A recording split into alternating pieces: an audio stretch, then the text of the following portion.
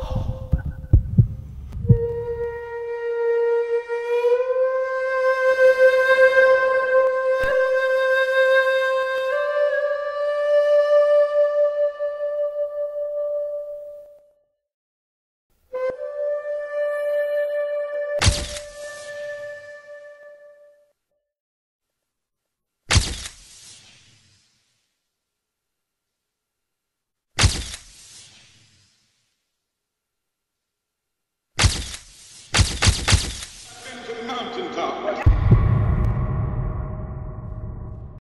Some difficult days ahead.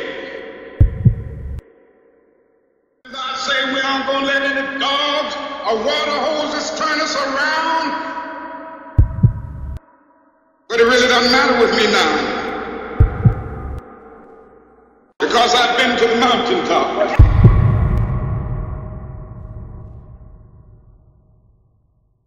So I'm happy tonight. I'm not worried about anything. I'm not fearing any man. Mine eyes have seen the glory of the coming of the Lord.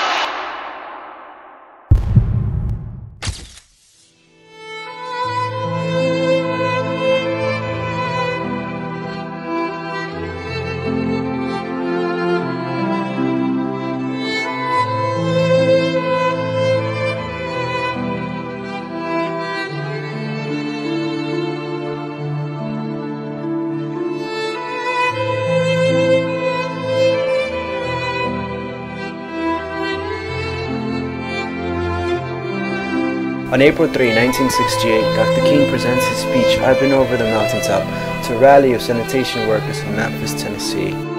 This speech, in essence, is a flurry of hope to the passion of one great man, but yet it's not the defining speech, nor the most famous, ever delivered by Dr. King. The message in "I've Been Over the Mountaintop" is extremely beautiful because it brings back the past and unites it with the future.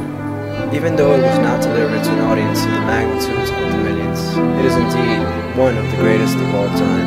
I believe it is his passion in life that spoke precisely in this speech. It depicts his incomparable timeline with the civil rights movement and even highlighted his defining moments of weakness as he faced death. This speech, with all its negative downfalls of mankind, leaves no doubt that it is more than a speech delivered to supporters of sanitation workers in the strike.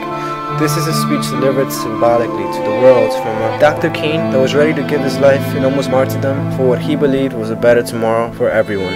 He was ready to lead with this speech message. He was ready to tell the world in benevolence that the time for our liberation is a race, and to start by the means of terrestrial equality for all of God's children. This message said, regardless of our past differences in history, we all must move on together, unified, past the times of great adversity and destruction, so hope of peace will live on for all of mankind.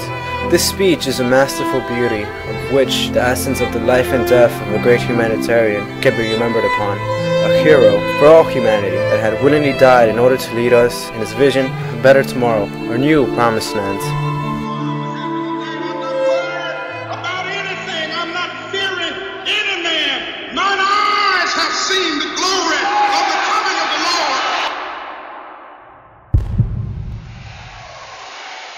Somewhere I read of the freedom of assembly. Somewhere I read of the freedom of speech. Somewhere I read of the freedom of press. Somewhere I read that the greatness of America is the right to protest far right.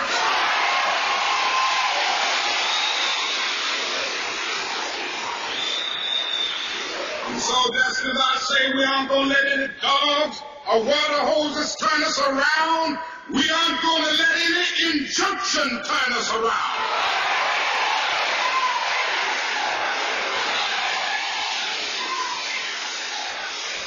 Well, I don't know what will happen now.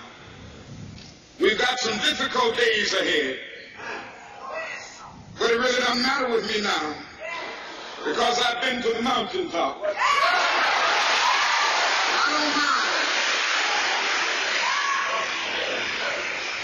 Like anybody, I would like to live a long life. Longevity has its place.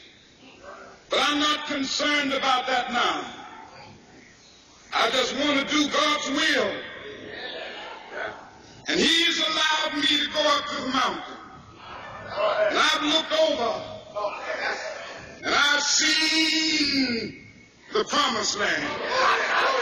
I may not get there with you, but I want you to know tonight that we as a people will get to the promised land.